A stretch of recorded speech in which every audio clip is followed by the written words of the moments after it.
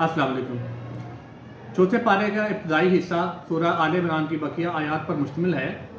इस पारे की सबसे पहली जो आयत है वो मेरी पसंदीदा तरीन आयात कुरानी में से एक है। इसमें अल्लाह ताला फरमाते हैं कि बेशक तुम भलाई को तब तक नहीं पहुँच सकते जब तक तुम रब की राह में वो चीज़ ना खर्च करो जो तुम्हें सबसे ज़्यादा महबूब है।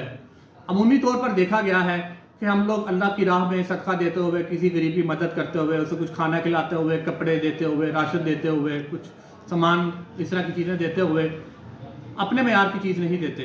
हम लोग ये ख्याल करते हैं कि चूँकि वो गरीब आदमी है वो ऐसी अच्छी चीज़ का क्या करेगा, तो अमूमन उन लोगों के पास हल्के मेयार की चीज़ तो होती है, लेकिन जो अच्छे मेयार की चीज़ हमारे पास होती है, हमें अल्लाह ने देने वाला बनाया है, हमें चाहिए कि हम अच्छे मेयार की चीज़ इसकी दें ताकि उससे इसको दिली राहत मिले, उसके दिल जोई हो, उसको खुशी मिले। और इसी से जब बंदा राज़ी होगा और हम रब के असूल पर अमल करेंगे तो रब भी राज़ी होगा। अगली आयत में अल्लाह ताला फरमाते हैं कि जो शख्स अल्लाह की राह में खर्च करेगा उसे बेपनाह अजर मिलेगा।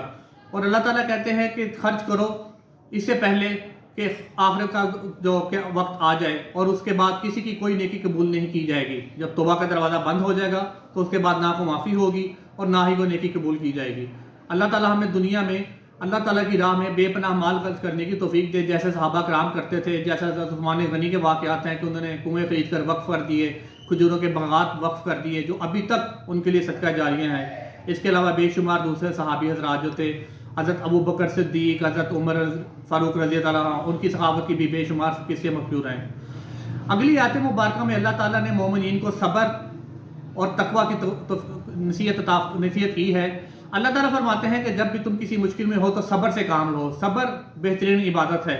अल्लाह ताला फरमाते हैं कि सब्र जिसने किया वो मेरी रज़ा का मुस्तहिक है, उसको मैं बेपनाह अजर दूंगा। ग़ज़वा बदर और ग़ज़वा ओहद। ग़ज़वा बदर खुसूसी तौर पे कि मुसलमान अभी बहुत कम तादाद में थे, 313 अफराद थे, मुकाबला 1000 अफराद से था कि जो कि तमाम जंगी हथियारों से लैस थे। लेकिन अल्लाह ताला ने मुसलमानों की मदद फरमाई, सब्र का उनको सिला दिया, अजर दिया, और वो 313 1000 पर ऐसे हावी हुए कि उनकी दहशत हर तरफ अरब में फैल गई। अल्लाह ताला ने उनकी आसमानी नुसरत फरमाई, फरिश्ते घोड़ों पर आए और उन्होंने कुफ़ार का कला कमा किया और मुसलमानों को एक बेमिसाल फतह नसीब फरमाई।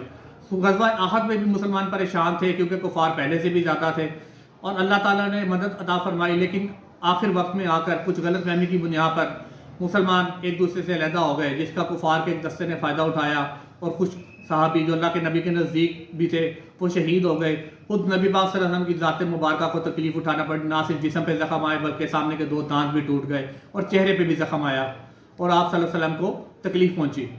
तो अल्लाह ताला फरमाते हैं कि मेरी राह में सब्र से काम लो, मुत्तकी और परहेज़गार बन जाओ। मुत्तकी कौन होता है?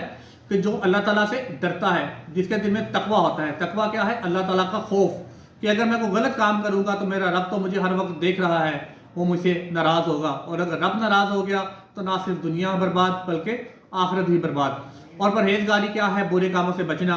हदीस मुबारक में बार बार अमल मारूफ बिल मारूफ और नही अनिल मुनकर का जिक्र आया है कि नेकी का हुक्म दें और बुराई से मना करें।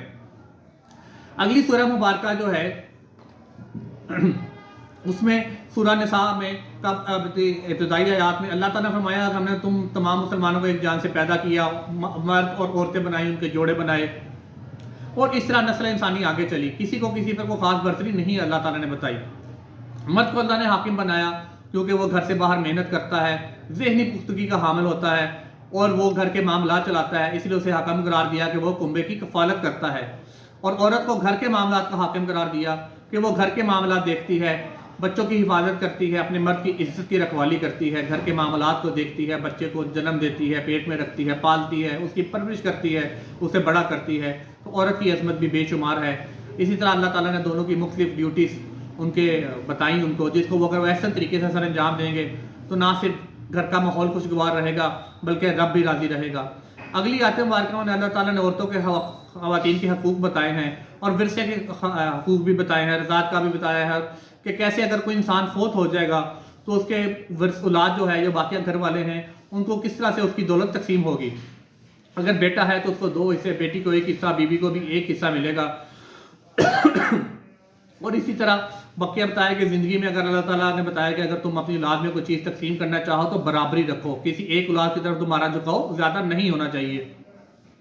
اسی طرح اللہ تعالیٰ نے مختلف حقوق بیان فرمائے ہیں ورثے کے اور ترکے کے، جو کہ اگلی آیت مبارکہ میں بھی آئیں گے اور میں انشاءاللہ تفصیل سے بیان کروں گا۔ السلام علیکم ورحمۃ اللہ۔